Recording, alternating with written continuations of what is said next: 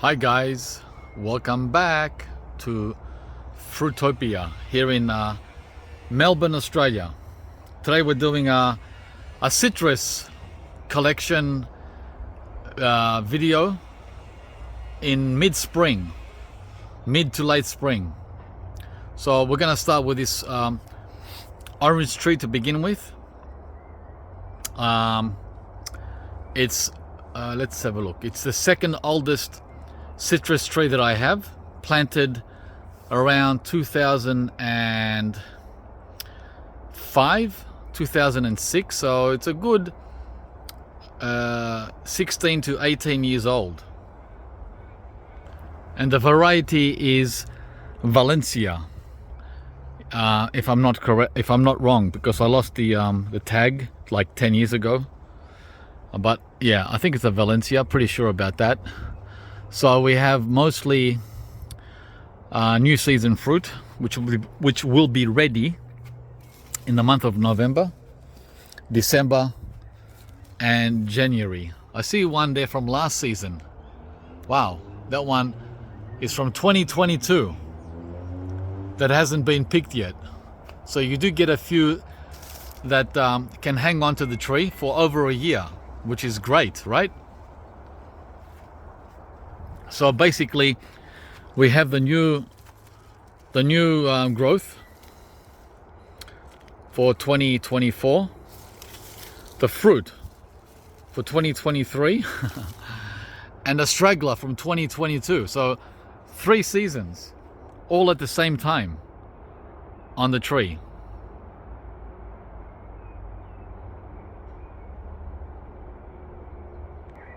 The size of the tree is around 3 meters in height, unless I prune that top there.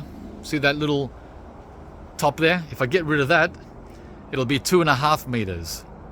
So there's an extra 0.5 meter there that we don't need, and I probably will prune that off. I don't want my citrus trees over 2.5 meters, right? I will go to 3 meters. I will go to 3 meters maximum under certain circumstances. And as you can see, I do prune it from time to time. And this is the center of, oh, there's the tag. I thought I lost it. Hang on. What is this? We have a tag. Guys, it's hard for me to remember what's going on with every tree when there's over 200 trees. So I was right. Yeah, it is a Valencia. Yay! My memory is working, still working. All right, so as I was saying, wow, that tag's been there for almost 20 years. Yeah, I keep the center of the tree open. Most trees, not just this tree, right? So we can avoid getting disease.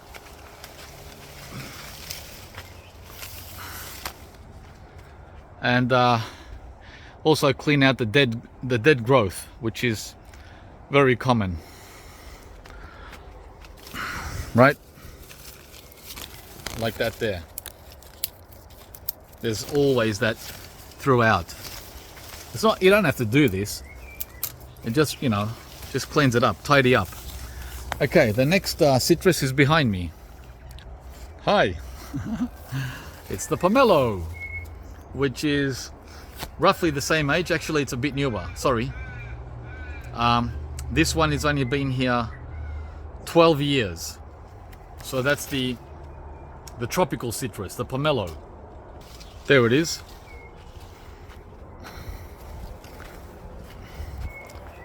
And I've had to tie or brace the tree because of the weight of the fruit and the branches leaning. I've actually done a lot of bracing. Yeah. So what can I say? If you know pomelo, well, you know pomelo. If you don't know pomelo, this is the largest citrus out of all. And the small ones, I just give them back to the tree. Little ones that won't amount to much, like this one, for example, it's too small. I mean, it's bigger than an orange, but for a pomelo, that's really small. So I give it back to the tree and let it digest its own. Okay, these are next season's pomelo for 2024. As you can see, lots to come for next year, and many right there. Like I said, I've had the tree since around 2012, so it's about 11 to 12 years old. I would say 12 years old, and it's roughly the same height as the orange. Oh, this one's a bit taller actually. Yeah, this is 3 meters, maybe 3.2 meters by 2.5 meters wide. Beautiful. I love the scent. Oh man, when you smell that, it smells just like Malaysia, Thailand, if you've ever been to those countries. It gives that tropical Asian smell. Okay, and these are ready between August and February. So these are spring and summer harvesting here in Melbourne. We're talking Melbourne, guys, not Darwin, not Tasmania. These are big. See, these ones here are the perfect size. These will be nice and juicy. And see the color? That color there, that means it's ready. It's ready right now. It's reached its peak. But when it's this color, see how it's yellow? Like a white yellow. Whereas this is look at the difference. It's like a orange yellow. Do you see the difference in color between the two pomelos? Okay, so that's when you know they're ready. There's another one that's ready right there. Okay, so next, where are we gonna go? We'll go to the latest citrus, which is the calamansi. It's got a couple of names. It's basically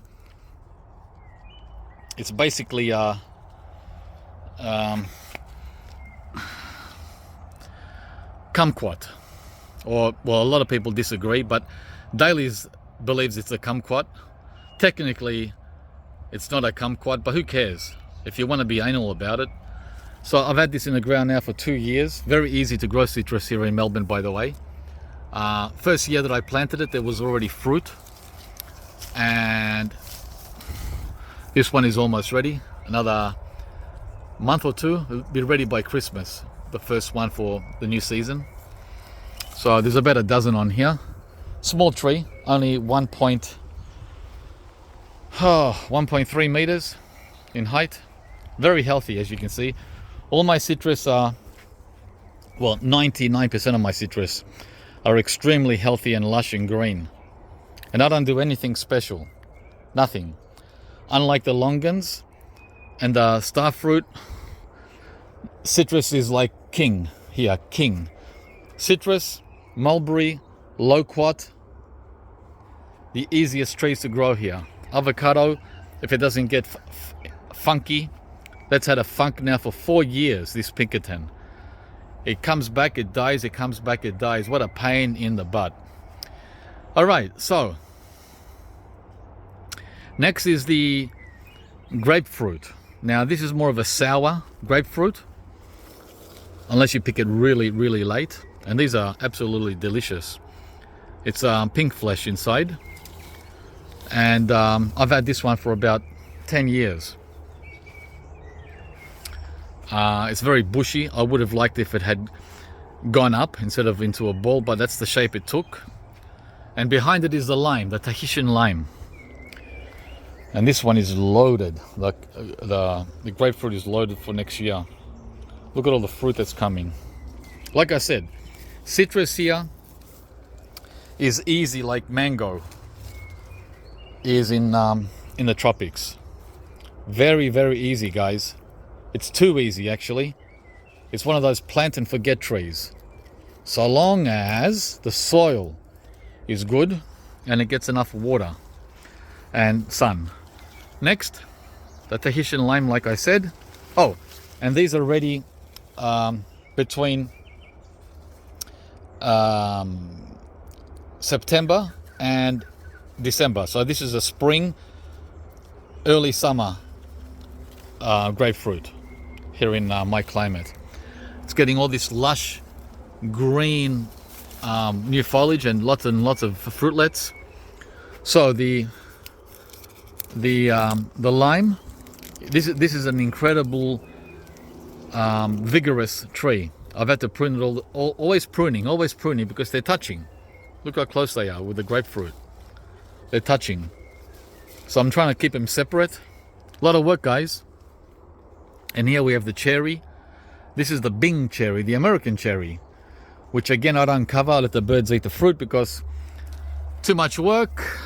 I'm not in my 30s anymore to be netting every single tree. Wow. And then unnetting. No, too much work. 20 years ago it was fun, but now it's not fun anymore. So that's the Tahitian lime. In America it has a different name. It all depends where you're located. If you're in the Pacific, they call it Tahiti. If you're in the Caribbean, they call it oh man, what do they call it there? Mexican. I think they call it the Mexican lime. So it's the same lime, different names depending on where you are located. So this one bears its fruit in winter and early spring. So that means June to September. So these are all gone now. There's a couple of stragglers left, but it's mostly done for 2023.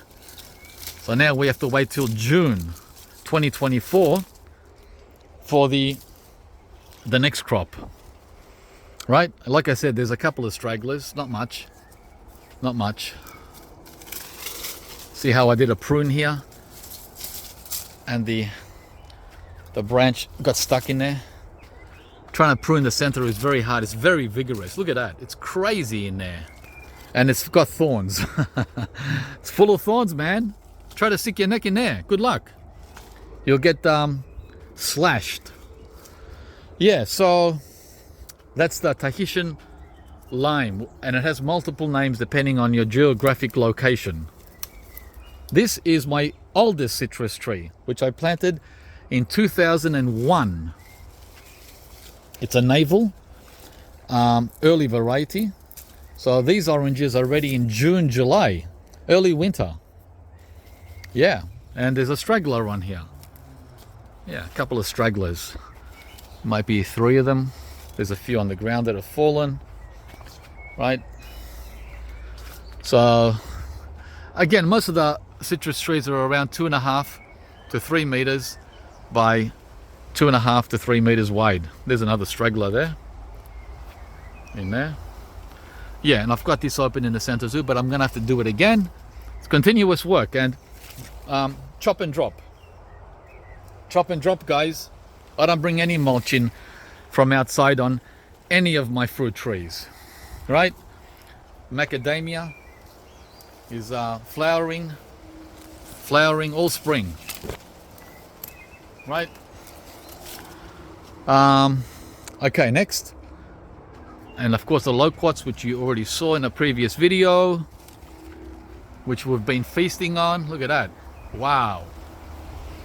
Next is the Tangelo, which has just ended its season. Just finished. So this one runs between August and September. So late winter, end of winter, early spring variety. There's a straggler. We had about 200 of these, and the bats or the possums got about 100. So we shared, right? And this one's also around 10 years old, 10, 11 years old. And this one I keep at 2.2 meters. Next, lemon. One of 3 lemon trees. Again, as I said, citrus is very easy, very, very easy here in the cool temperate zone of Australia. By the way, I'm in the coldest, I'm located in the coldest capital city of Australia on the mainland. Hobart, of course, is colder, but they're not on the mainland. It's an island. Tasmania is an island.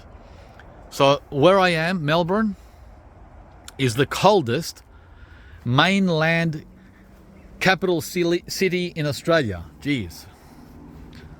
So this is the Lisbon, which I planted about 8 years ago. Maybe 9, maybe 10, I can't remember. 8 to 10 years old. And I've had to prune the heck out of this because I forgot I should have got a dwarf. And I got a full size lemon tree. Big mistake. So every summer, I'm hacking it in half. Right to there. Right to there. See all that growth up there? Unnecessary. Unnecessary. It's over the bungalow. Holy cow. I only need it up to here. So, guys, dwarf. Just a reminder. Next. Okay, the other citrus are on the other side of the backyard, so let's go over on the other side. Oh, let me show you the temperature. Looks nice and warm, huh? Sunny, green. Deceiving. Very deceiving. I can still get a suntan, even though, guys, it's only, what do we got here? What does that say? 18 Celsius. It's not 18, I can guarantee you that. That's a mistake. It's definitely not 18 Celsius. It feels like it in the sun, but let's see what my watch says. It says 15 Celsius. That's better. 15 is more accurate. See that? All right.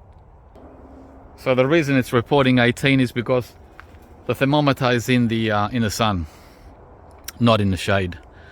All right, next citrus tree is the oldest citrus tree of all. That I did not plant.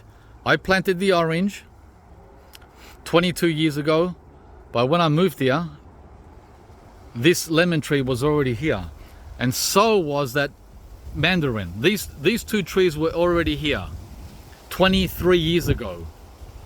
So they were already 5 to 6 years old back then. So these are 28 to 30-year-old citrus trees, these two. So we're talking early to mid-90s, 92 to 95 planted. Long time. And I've had to butcher the heck out of this Eureka. This is a Eureka lemon. Again, guys, dwarf. You want a tree up to here. See that? Up to here. Not all that up there. I'm gonna have to remove all that growth there. All of it. All this growth that you see up there came in the last 15 to 18 months. A year and a half. And it's full of it's loaded with flowers. There's a million flowers up there. So if I don't cut these branches off, there's going to be 500 lemons up here by the end of summer, by April 2024. And I don't need 500 lemons, guys. 100 lemons is enough for 2 people, right? Yeah. That's 5 meters tall. What the heck? And then we have this mandarin here, which is not the best mandarin because this variety here, and I forgot what I think it's the Emperor. This variety, guys, if you don't pick it at the right time, they dry out. So that's in my book, that's a really lousy variety. These are ready at the end of winter, so by the end of August. And if you don't pick them between late August and the month of September, they're fully dried out by the beginning of October. So not good. Very bountiful though, and very sweet. Very delicious taste. But we missed the boat. These have all dried out now. Well, not all of them. About 80% are dry. Unfortunately, it's a real bummer. Show you what I mean. There you go. Just grab that one, right? You'll see what I mean. I mean, there's some juice. It's edible. It is edible, but guys, nothing compared to how a mandarin, when you're spoiled, right? When you're spoiled,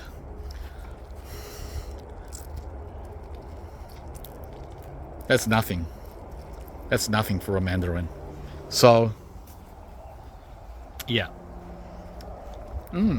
Licking my fingers, is very sweet, but not juicy. Missed the boat on that one.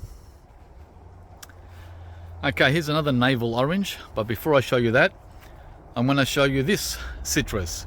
This is a kaffir lime, and I've had this for about 10 to 12 years, and it's over 3 meters tall, 3.2, and this one here is well known for its leaves, for Thai food, laksa, right? This smells like, and by the way, these are very expensive leaves to buy at the market, crazy expensive. Like 10 of these leaves, you're paying $3. So this tree here is probably worth $100,000 if I was to bag every leaf. Crazy. Yeah. Oh man, the smell of the leaf, it's absolutely divine. Yeah, Asian cooking. And it has fruit as well, but the fruit is more, this one here, that's a baby. There you are, they're on the ground, right? You can use those too, but there's no juice in them, only for zest. Yeah, very, very prized citrus by the Asian community. That's for sure. We have it more as a novelty. And then guys, this other navel, I lost the tag on this one too. This is a late variety as well. We've already eaten half the oranges, so there's only like 30 left, but there were 100 on here at the beginning of spring, that is in September. So this is a meaty, a very meaty navel, unlike the first navel I showed, unlike the other navel I showed you. This one is about 12 years old, 13 years old, and it's standing at around 2.5 meters. I can't remember the variety. Maybe it's Lane's Late. I can't remember. Next we have the Murcot, but this is the Afo Rare variety Murcot, and this is probably my favorite citrus of all. This and the pomelo. There's the label there. You can see the variety, maybe. Still have the tag.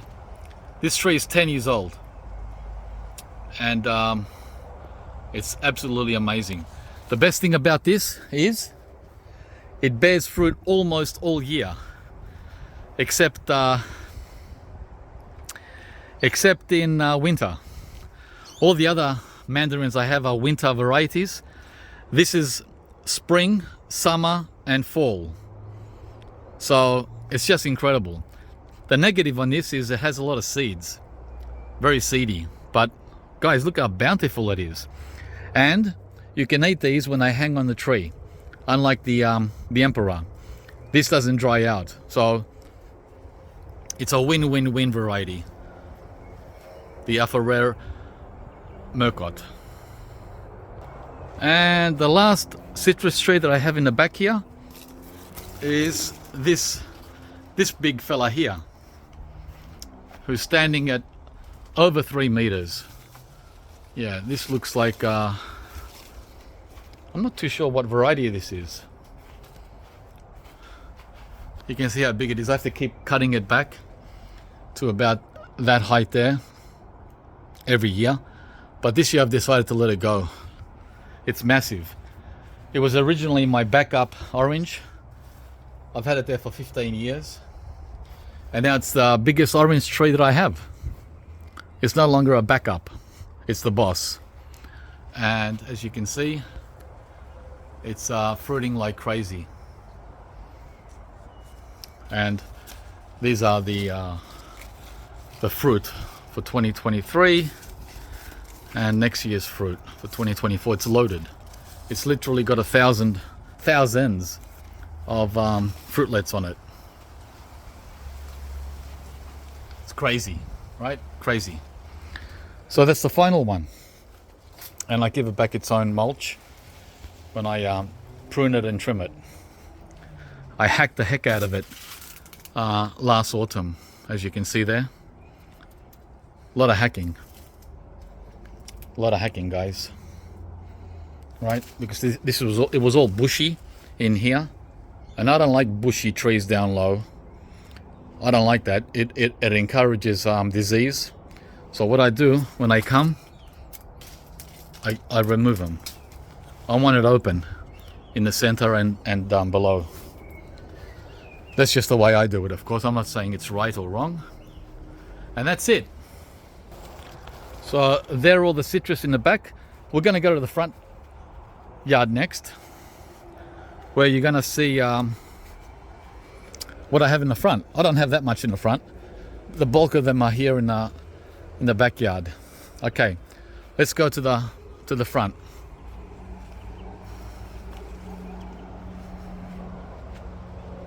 Okay, here we are in the front now.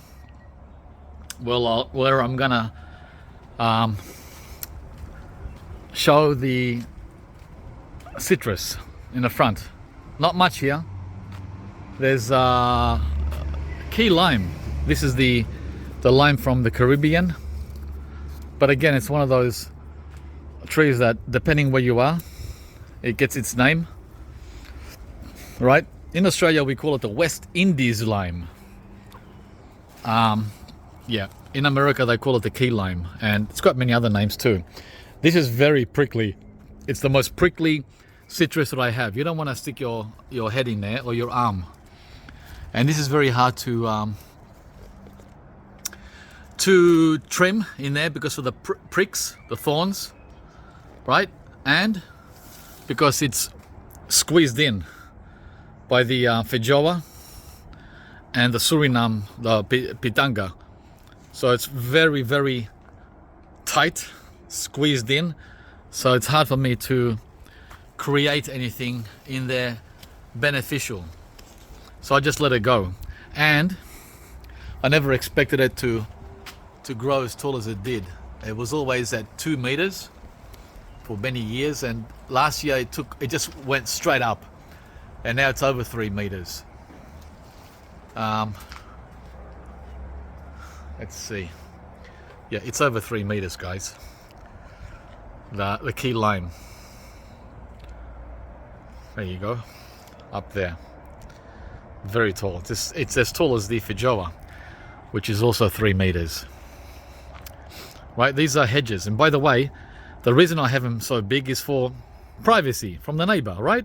And I expect that mandarin too to get really big too. And this feijoa in the future. This is really slow, this one. It's a different variety to the other one. See the difference in size? But it's getting there. Next is the Japanese mandarin. And these are very, very nice because they're usually first cab off the rank in early winter. So these come between May and July. So early winter variety of mandarin, and as you can see now it's waking up. And you saw the date. Today's the last day of October. And I've had to brace it. It had so much fruit last winter that the tree was ready to collapse down to the driveway and fall. I had to reinforce it. It gets over 100 fruit every winter, even though it's not very big. I've had to also butcher it, right, to keep it away from the Barbados cherry, right, which is right there. Too close. So I had to cut. A lot of cuts.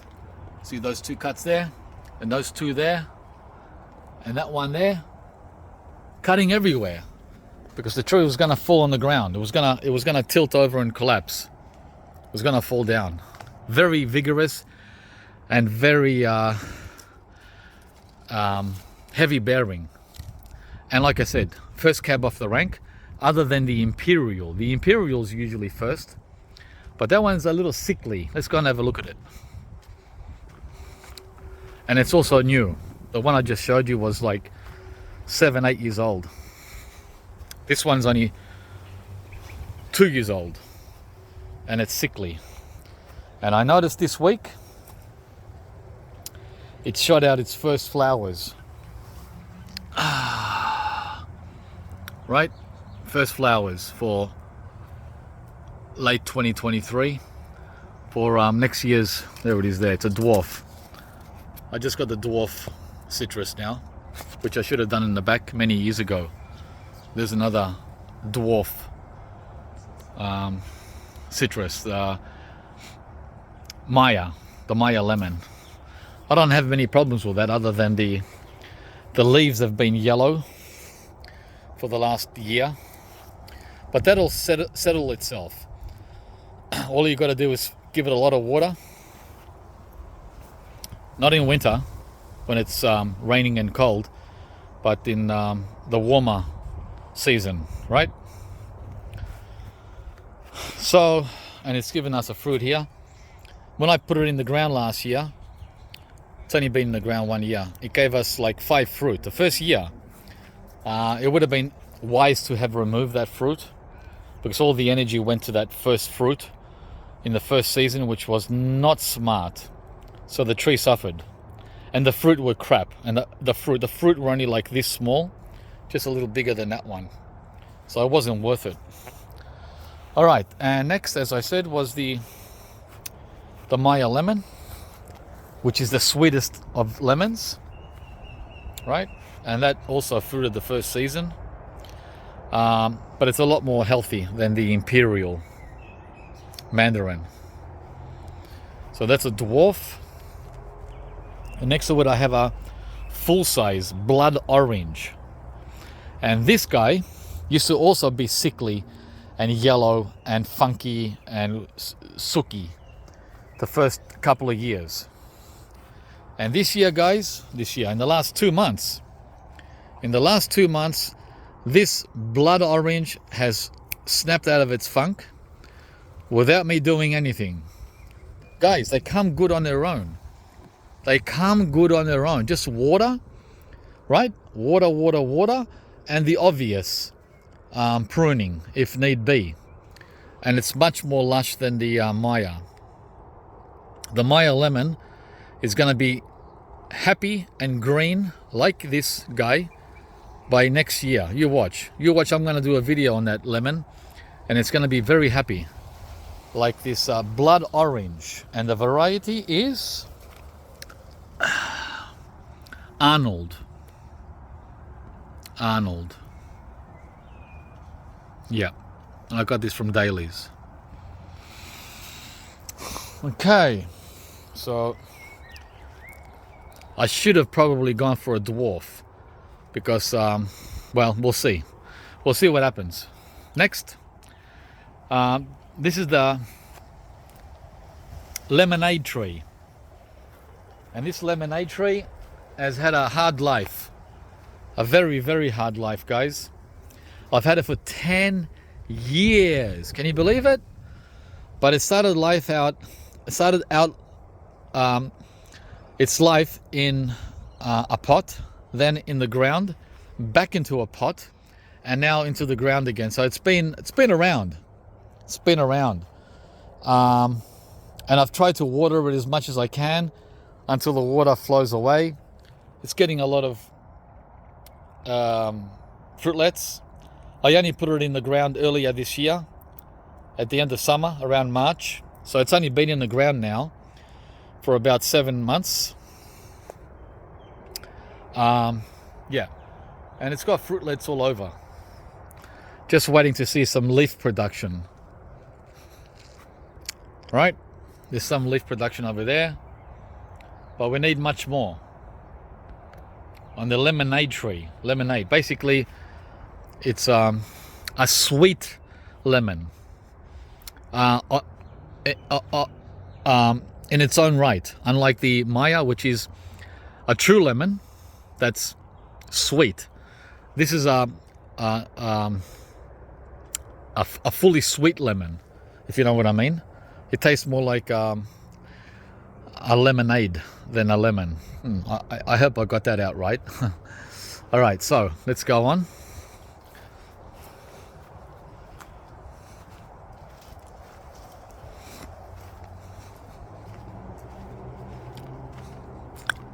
Only 2 more, guys. Oh no, 3 more. A lot of citrus. This is the kumquat, the Nagami, and there's a straggler from the last season. Now I've got the same problem with this. This guy always turns yellow, and I still don't know why. Last year it was really bad. It was much worse than what it is now, and I just gave it a lot of water. I gave it some compost. I gave it a lot of sea salt. I pruned it in the middle, right? I took out the center, and bingo, that helped. The tree, within 2 or 3 weeks, turned lush green, like these new leaves. So I don't know why I should be doing that though, every season. Other than that, yeah, the tree is pretty happy, and it's very mature. I've had it for just over 10 years, and when I bought it, it was already 6 years old or more. It was fully established when I bought it. It had over 1,000 fruit on it in the pot. Seriously, 1,000 little kumquats in a pot. Again, I get it as an ornamental. It's not the best tasting citrus, but yeah, the Asians like this one. You can make jam out of it. You can do whatever you want with it, and it's very attractive. Well, not when it's yellow. It's attractive when it's lush green. Okay, next, and that's sitting at about 1.8 meters, 1.9, and I want to keep it small. This is another Japanese mandarin, like the one in the driveway, and this also gets a lot of fruit, guys. Every June, the beginning of winter here in Australia. Yeah, but it gets also a lot of this nasty gall wasp. This gets it the most. Actually, this is the worst out of every citrus tree that I have. This gets it the worst. Even the old trunks, even the thick trunks get it. Actually, I think every trunk, every trunk, every branch. Look at that. Every branch on this mandarin tree is affected by gall wasp. So it's pretty bad. But again, I don't worry about it, guys. I just let nature take care of everything. Right? I've had someone, I'm not going to mention a name, who's been on my back to take care of it. But it's like, yeah, well, you take care of yours, and I'm going to let nature take care of mine. I know that you can scrape it. That's the quickest way. Just scrape it with a Stanley knife, a box cutter, right? Wherever it needs to be scraped. And that'll sort of take care of it. It's not a complete fix. But guys, I don't have the time. I don't have the time to fool around. I just spent 2 hours mowing the lawn in the front, going around in circles around every tree. It was exhausting, right? Exhausting. I'm not going to sit there with a Stanley knife fooling around with branches. Here it is again on this tree. See, look. See that? This is the Namroy pomelo. This is the final citrus, guys. Can you believe it?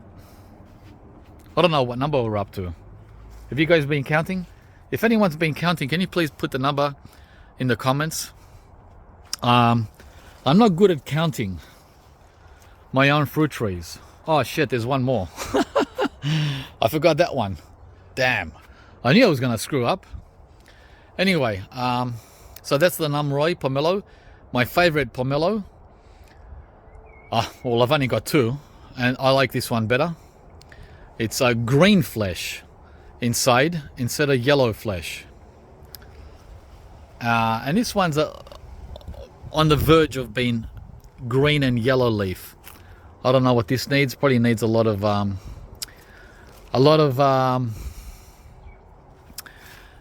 what do you call it? Fertilizer to green it up a bit.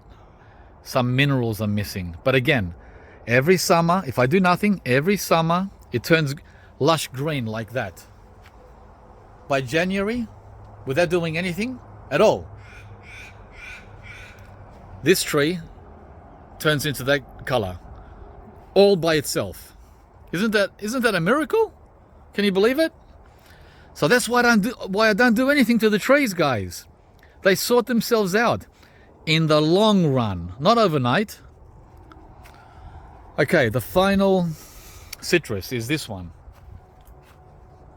Oh, and the Namroy pomelo are ready in gee, I'm trying to remember now. We only got like 5 of them this past season. It was a very low season. I think it's around now, around late spring, early summer is when they're ready. But this year we didn't have any late ones.